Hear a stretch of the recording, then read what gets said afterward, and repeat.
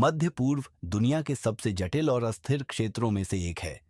दशकों से यहाँ एक ऐसा संघर्ष चल रहा है जो पूरे क्षेत्र की राजनीति को प्रभावित कर रहा है। दो शक्तिशाली देश, दो बिल्कुल अलग विचारधाराएं, ईरान और इजराइल। आज ये दोनों देश एक गहरे टकराव के सामने खड़े हैं। मिसाइल हमले, साइबर युद्ध और प्रॉक्सी सेनाएं। लेकिन एक सच ऐसा भी है जो बहुत कम लोग जानते हैं। एक समय ऐसा था जब ईरान और इजराइल दुश्मन नहीं थे, बल्कि वे सहयोगी थे। तो आखिर ऐसा क्या हुआ जिसने इस रिश्ते को पूरी तरह बदल दिया? इसे समझने के लिए हमें इतिहास में पीछे जाना होगा। इजराइल के बनने के शुरुआती वर्षों में मध्य पूर्व पहले से ही राजनीतिक तनाव से भरा हुआ था। अधिकतर देशों ने इजराइल को मान्यता देने से इनकार कर दिया, लेकिन ईरान ने एक अलग रास्ता चुना। शाह मोहम्मद रजा पहलवी के शासन में ईरान ने इजराइल को मान्यता दी। 1950 और 1960 के दशक में दोनों देशों के बीच व्यापार, खुफिया सहयोग और सैन्य साझेदारी भी हुई। यहां तक कि क्षेत्रीय बहिष्कार के समय ईरान ने इजराइल को तेल भी दिया। दोनों देशों का एक साझा उद्देश्य था, अरब राष्ट्रवाद के बढ़ते प्रभाव का मुकाबला करना। उस समय उनकी साझेदारी मजबूत दिखाई देती थी, लेकिन इतिहास एक बड़ा मोड़ लेने वाला था। 1969 ईरान के इतिहास का एक निर्णायक वर्ष। पूरे देश में सरकार के खिलाफ बड़े पैमाने पर प्रदर्शन शुरू हो गए। लाखों लोग सड़कों पर उतर आए। वे शाह के शासन का अंत चाहते थे। आखिरकार राजशाही खत्म हो गई और एक नए नेता का उदय हुआ, आयतुल्लाह रुहुल्लाह खुमैनी। खुमैनी ने ईरान को एक इस्लामी गणराज्य घोषित किया। इस क्रांति ने ईरान की विदेश नीति पूरी तरह बदल दी। पश्चिमी प्रभाव को अस्वीकार कर दिया गया और इजराइल को एक दुश्मन राष्ट्र घोषित कर दिया गया। दोनों देशों के बीच राजनयिक संबंध तुरंत खत्म हो गए। इजराइल का दूतावास बंद कर दिया गया और यहीं से दुश्मनी की शुरुआत हुई।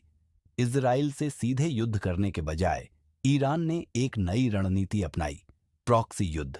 इसका मतलब था दूसरे संगठनों के जरिए संघर्ष करना।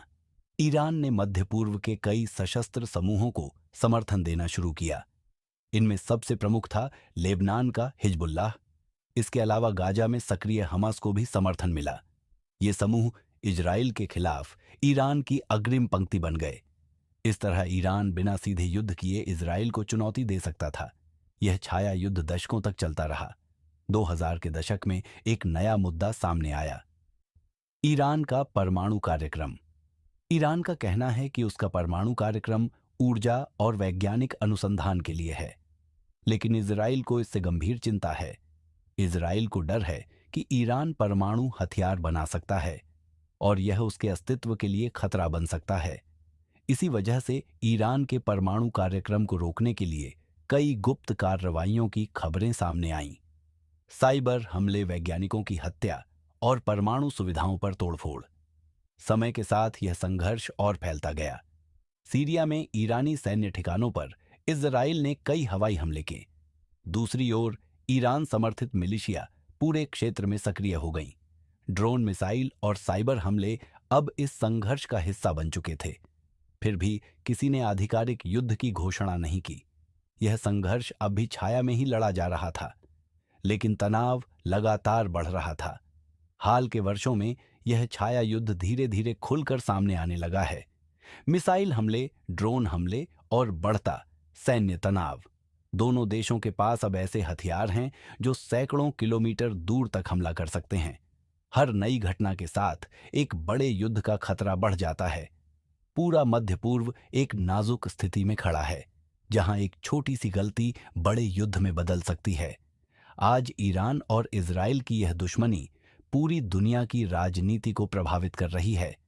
यह सैन्य रणनीतियों को बदल रही है, ऊर्जा बाजारों को प्रभावित कर रही है और वैश्विक गठबंधनों को भी। कुछ विशेषज्ञ मानते हैं कि यह संघर्ष एक दिन सीधे युद्ध में बदल सकता है, जबकि कुछ लोग कूटनीति के जरिए समाधान की उम्मीद करते हैं।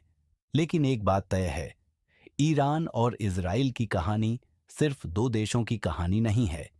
यह शक्ति, विचारधारा और मध्य पूर्व के भविष्य की कहानी है और इस संघर्ष का अगला अध्याय अभी लिखा जाना बाकी है।